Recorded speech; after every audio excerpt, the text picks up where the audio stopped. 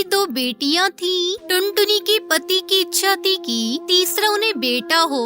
देखते देखते अंडे से बच्चे के बाहर निकलने का समय आ गया। टुनटुनी का पति, उसके बच्चे और उनकी सहेलियां लूसी कबूतरी, छोटू तोता और भूरा कबूतर भी बड़ी आस से बच्चे के बाहर निकलने की राह देख रहे थे। तब लूसी ने कहा, हे भगवान, कम से कम इस बार इनकी इच्छा पूरी कर दो, इन पर अपनी कृपा बरसाओ, एक बेटा दे दो। इस तरह सभी भगवान से प्रार्थना कर रहे थे। इतने में अंडा फूटकर बाहर बच्चा निकला। वो भी चिड़िया थी। उसे देखकर वहाँ पर खड़े सभी पक्षी उदास हो गए। कहानी में आगे बढ़ने से पहले एक माँ जो खुद तो भूखी सो जाएगी लेकिन अपने बच्चों को कभी भूखा सोने नहीं देती। दोस्तों, तो आज उस माँ के लिए इस वीडियो को लाइक करके चैनल को सब्सक्राइब कर देना, क्योंकि माँ से बड़ा इस संसार में कोई योद्धा नहीं होता है। तो उनके लिए चैनल को सब्सक्राइब और लाइक तो आम ही बात है। अब मैं इस घर में एक पल भी नहीं रुक सकता। मैं इन 3 बेटियों की शादी का बोझ अपने कंधे पर नहीं ले सकता। मुझे ना ये पत्नी चाहिए और ना ही बेटियां। मैं जा रहा हूँ घर छोड़कर। ये आप कैसी बातें कर रहे हो? मैंने तो मना ही किया था ना कि तीसरा अंडा नहीं चाहिए, पर आप ही ने कहा था कि तीसरा बेटा हो सकता है। अब जब बेटी हो गई तो तुम हम सबको छोड़कर चले जाना चाहते हो? ये कहाँ का न्याय है? हाँ जीजा जी, आप ये सही नहीं कर रहे हैं। इस तरह छोड़ के जाना मुझे अच्छा नहीं लग रहा। सुख हो या दुख, दोनों मिल बांटकर अपने बच्चों की परवरिश करो। अगर तुम्हारी इतनी इच्छा है तो तुम खुद ही कर लो, ठीक है? ये कहकर बड़े गुस्से से कालू कौवा वहाँ से चला गया।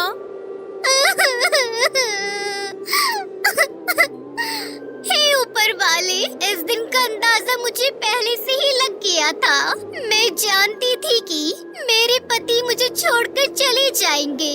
ऊपर वाले, मैंने तुमसे कितनी प्रार्थना की कि मेरी जिंदगी में ऐसा दिन मत लाना, पर तुमने मेरी एक ना मानी। जो मैं नहीं चाहती थी वही हुआ। दिल छोटा मत करो दोस्त, हम सब है ना तुम्हारे साथ। तुम्हारे पति जरूर अपना मन बदलकर वापस लौटेंगे। यूं सभी उसे दिलासा देते हैं। दिन बीत रहे थे। एक दिन टुनटुनी चिड़िया अपने बच्चों के आहार की तलाश में निकली। टुनटुनी शाम तक घर वापस नहीं लौटी। बच्चे भूख से तिलमिला रहे थे। माँ, भूख लगी है। माँ, कहाँ हो तुम माँ? यूं वो अपनी माँ को आवाज दे रहे थे। पड़ोस के पक्षियों ने उन्हें दाना देकर उनकी भूख मिटाई। शाम को टुनटुनी चिड़िया घर वापस आती है। माँ, आप सुबह जाकर शाम तक घर वापस नहीं लौटती। हमें बहुत भूख लगती है। आस पड़ोस के पक्षी हमें कुछ खाना देकर जाते हैं। कभी देते हैं तो कभी नहीं देते। तुम ऐसा क्यों करती हो माँ? हमारे लिए जल्दी नहीं आ सकती? बच्चों, मैं तुम्हें क्या बताऊं? तुम तीनों की भूख मिटाने के लिए जानते भी हो मैं कितनी तकलीफें झेलती हूँ। मुझे आहार लाने के लिए बहुत दूर जाना पड़ता है, इसलिए लौटने में देर हो जाती है। माँ की बात को बच्चे भी अच्छे से समझ गए थे। वो रात बीत गई। टुनटुनी चिड़िया की सेहत खराब होने की वजह से वो बिस्तर से उठ नहीं पाई। उस दिन आस पड़ोस में कोई नहीं था। बच्चों की समझ में नहीं आया कि वो क्या करे। वो भी अपनी माँ के पास सो गए। बहुत समय के बाद टुनटुनी की आँख खुली। वो दुखी होकर अपने बच्चों से बोली, बच्चों, क्या तुम्हें भूख नहीं लग रही है क्या? नहीं माँ, तुम सो जाओ, हमें भूख नहीं लगी। तुम मेरे बच्चे हो, मैं जानती हूँ तुम्हें कब भूख लगती है। जब घर पर नहीं होती तब तो ठीक है, पर घर पर रहकर भी अगर मैं भूख ना मिटा पाऊँ तो कैसा होगा? ये सोचकर टुनटुनी माँ बच्चों के लिए रोटियां बनाने लगी। घर में इतना ही आटा था कि जिससे बच्चों की भूख मिटाई जा सके। टुनटुनी माँ ने पानी से अपना पेट भर लिया और वो सो गई। बच्चे भी खाने के बाद आराम करने लगे। बच्चों ने आपस में बात की। माँ ने हमारे लिए इतना कुछ किया, पर वो बिना खाए सो गई। हमें माँ के लिए कुछ करना होगा। अरे, पर घर में कुछ भी नहीं है, इसलिए तो मैंने पूरा खाना नहीं खाया और माँ के लिए बचा कर रखा। मैंने भी बचा के रखा है। हाँ, तुम दोनों ही नहीं, मैंने भी बचा कर रखा है। पर हम माँ के लिए खाना बचा कर रखेंगे तो माँ नहीं मानेगी, इसलिए हमें कुछ और करना होगा। तो हम रोटियों के छोटे छोटे टुकड़े करेंगे और माँ से कहेंगे कि घर पर आटा था, तुमने देखा नहीं ठीक से। अगर माँ ने पूछा कि रोटी के टुकड़े क्यों किए, तो हम कहेंगे कि आप बीमार हो ना, आपको खाने में आसानी हो जाएगी, इसलिए ऐसा किया। हाँ, तो बहुत छोटी है पर बहुत समझदारी वाली बात की तुमने। ये सोचकर तीनों माँ के पास गई। माँ उठो ना माँ, माँ उठ जाओ। टुनटुनी माँ नींद से जागी। अरे बच्चों, ये तुम लोग कहाँ से लाए? उन तीनों ने वैसा जवाब दिया जैसे उन्होंने सोचकर रखा था। माँ उन रोटियों को खाते हुए रो रही थी। बच्चों, ये सब क्या है? हर सवाल का तुमने जवाब तो दे दिया, पर ये बात भूल गई कि अगर तुमने अभी रोटी बनाई होती तो गर्म होती। पर ये मेरी बनाई हुई रोटी है जो तुमने नहीं खाई, पर ये तो ठंडी और मेरे लिए बचा कर रखी है तुम लोगों ने। इस पर बच्चों ने उससे कुछ भी नहीं कहा। माँ ने उन बच्चों को अपने गले से लगाया। हे भगवान, ऐसे प्यारे बच्चे देने के लिए आपका बहुत बहुत धन्यवाद। इस तरह तकलीफों के साथ ही उनका जीवन बीत रहा था। उनकी तकलीफों को देखकर उनकी सहेलियां कहने लगी, अरे लूसी बहन, टुनटुनी की हालात बिल्कुल अच्छे नहीं है, हम सबको उसकी मदद करनी चाहिए। मुझे लगता है हमें उसके आसपास ही घोंसला बनाकर रहना चाहिए और उसकी सहायता करनी चाहिए। और उन दोनों ने टुनटुनी के घर के पास में ही अपना घोंसला बना लिया। ये देखकर टुनटुनी बहुत खुश हो गई। तुम सबके यहाँ आने से मैं बहुत खुश हूँ। यूं ही दिन बीत रहे थे। वो दोनों पक्षी हर बार कुछ न कुछ टुनटुनी के लिए लेकर आया करते। टुनटुनी खुद मेहनत करती और अपनी सहेलियों की मदद को भी स्वीकार कर अपने बच्चों की परवरिश कर रही थी। तुम सब मेरी मदद के लिए यहाँ तक आए, इसका बहुत शुक्रिया। ये कहकर उसने खुशी के आंसू बहाए। टुनटुनी के पति को अपनी गलती का एहसास हुआ और वो अपने घर वापस लौटा। टुनटुनी, मुझे माफ कर दो, मैंने बहुत बड़ी गलती की है। तुम सबको यहाँ अकेला छोड़कर मैं चला गया। तुम सबको छोड़कर जाने के बाद ही मुझे एहसास हुआ कि परिवार क्या होता है। मुझे माफ कर दो। टुनटुनी चिड़िया ने अपने पति को माफ कर दिया और बच्चों के साथ टुनटुनी अब खुशी से रहने लगी।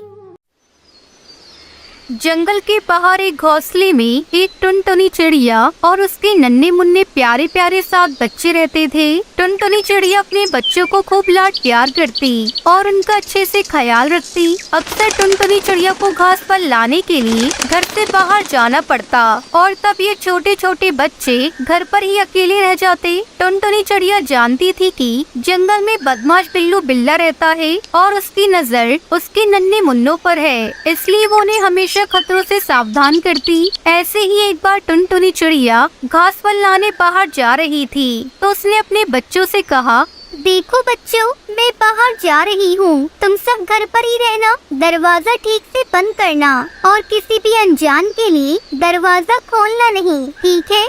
हाँ ठीक है माँ, मगर हम आपको पहचानेंगे कैसे? कैसे पता चलेगा कि दरवाजे पर आप हो? मैं ये गाना सुनाऊंगी। दरवाजा खोलो मेरे बच्चों, मम्मी है आई, जल्दी खोलो खाना मजेदार है लाए, अरे जल्दी खोलो खाना मजेदार है लाए। जब तुम ये गाना सुनोगी तभी दरवाजा खोलना, ठीक है? हाँ हाँ ठीक है माँ, हम समझ गए। टुनटुनी चिड़िया ने अपना झोला उठाया और चली गई, मगर बदमाश बिल्लू बुलौटा टुनटुनी चिड़िया की उसके बच्चों की सारी बातें छुपकर सुन रहा था। तब तक आप लोग कमेंट में बताएं 19 - 9 कितने होते हैं? ओहो, अब इनका राज मुझे पता चल गया है। आज तो मेरी दावत है।